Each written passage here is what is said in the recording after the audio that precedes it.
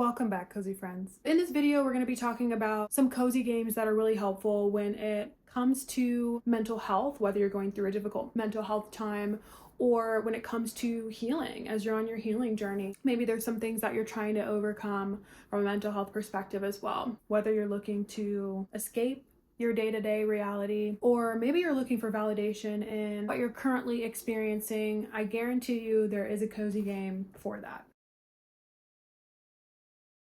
I am going to be talking about two different categories of games.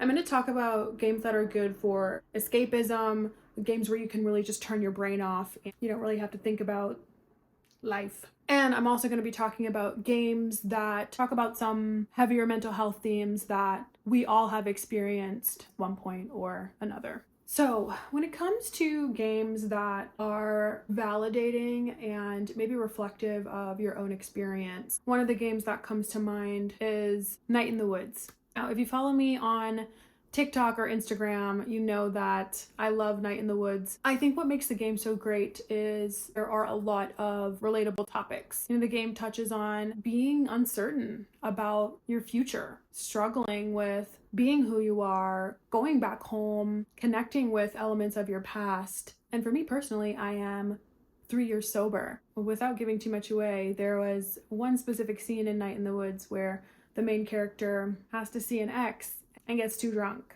And to see something that I have related to in the past be reflected in this video game was really soothing and really validating. And knowing that I'm likely not the only person that has experienced something like that. Clearly, one of the writers also has a past. I don't know. It's funny. It's got a great story. So that is one that I suggest. Unpacking also comes to mind as far as games that are relatable and validating. You do unpack through the story of the main character's life. And so you can see some of these different elements and these different twists and turns that have happened in her life. I ended up having to move back home with my parents during the start of the pandemic. And in unpacking, you see that there is a point in the main character's life where she ends up moving back into her bedroom, right? So there are just some themes of life events reflected in the game that are extremely relatable. Also, unpacking for me was a reminder that the things in life that are for me are going to come to me. They're going to be mine. And what's not for me will take care of itself, right? Like that will come to an end, or I will experience some sort of redirection. That was a really good game in reminding myself of that. Florence is also a game I would recommend as far as a cozy game that's relatable and validating. Florence is also short too, if you are in a mental state where you don't feel that you can commit to a game that is longer. But Florence touches on what it means to be stuck in a daily routine, giving and receiving love, and the outcome that can happen in relationships sometimes, as well as what it means to be passionate about something and sort of redirecting your life. The animation style is really unique. The music is beautiful. So I definitely recommend Florence. I also find comfort sometimes in watching other people's lives. And so Florence takes you through the life of the main character. And there's something about just seeing somebody else's life where I'm like, whew, yeah, let's focus on somebody else who's not me. I'm just relieved to have a break in not thinking about myself and my own story. Another game that's sort of similar would be When the Past Was Around, when it comes to navigating life and who you are, but also what it means to experience loss, love, heartbreak. That's a good puzzle game in terms of seeing those things mirrored back to you. The music's beautiful, some of the puzzles were really enjoyable, and so that's a good one to have on your list. Transitioning to some heavier topics or mental health themes, Spiritfarer, when it comes to overcoming grief and overcoming loss. I'm speaking for myself personally. Spiritfarer played a major component in me accepting and processing grief in a way that didn't feel so heavy or so forced. I love the animation and getting immersed in that story, but then also receiving that validation and reflection was really monumental. I would also suggest What Remains of Edith Finch in terms of loss and grief.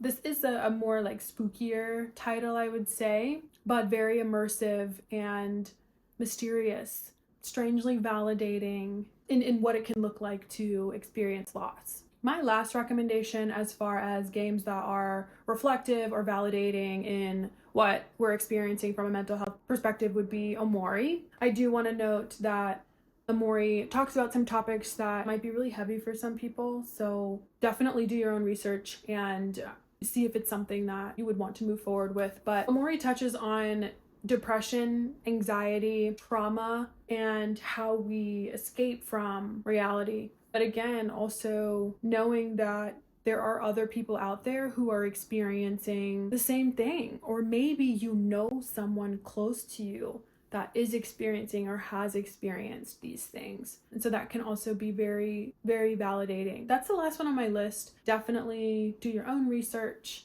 and look into those titles for relatable themes and for validation. Moving on to cozy games that provide an escape or a distraction from what you have going on in your day-to-day. The first two I suggest are Animal Crossing and Cozy Grove. I honestly think they're two sides of the same coin. When it comes to like being immersed and escaping into another world, I think these are two games that are really powerful in that way. You're able to build the things that you want and bring color into the world that you're in and interact in the way that you want to. I do want to note that when it comes to the decorating piece, sometimes that is not escape for people. That can be stressful to some folks. So, if you are one that finds stress in that, stay away from those titles. But if you're someone that enjoys it or doesn't mind it, I think those are two really great, really strong titles. The next game I recommend for escape and distraction is Coffee Talk. Coffee Talk is seriously so relaxing and it's a low lift. Honestly, the most work that you will do is read through the dialogue and try 10 times in a row to perfect your latte art. I don't know why it's so hard. I love meeting the different characters, hearing their stories, and making them, drinks that warm their heart and strengthen our relationship. So Coffee Talk, both 1 and 2, I would definitely recommend. Also, if you're like, I just want to turn my brain off, I want to do something that's more relaxing, more meditative, I recommend Power Wash. You literally power wash things. So you get that sweet satisfaction of getting the grime off of something without having to leave your chair or leave your bed. In that same family, I would recommend Color Zen if you're looking for a more meditative, relaxing game to escape. Color Zen is a low lift puzzle game. The music is wonderful, and you literally can just put your headphones on and immerse yourself. Also, I'm pretty sure it's free. The last game that I recommend to escape is A Little to the Left. A Little to the Left is a puzzle game. You move through different puzzles. Sometimes they have more than one way to solve them. There's also a cat in the game that comes through and might disturb some of the things that you've already done, but I found myself really zoned in on some of these puzzles. I lost track of time. It truly sucked me in. If you're someone that enjoys puzzle games, but also you're looking for a way to escape, A Little to the Left is great. A Little to the Left also has a DLC, Cupboards and Drawers, coming out in June 2023. So if you're watching this before June 2023, recommend A Little to the Left. If you're watching this after June 2023, try both A Little to the Left and the DLC. Those are all the titles that I have for you all. I want to know what games you would recommend for mental health, or maybe what games have helped you on your healing journey. So let me know in the comments. If you're interested in more cozy games, I have a video on cozy game recommendations that you need in 2023. So I will link that in the description below. If you thought this video was helpful, don't forget to like, share, and subscribe, because I've got more cozy fun, more cozy recommendations, and more cozy tips and tricks coming your way. I'll see you in the next video.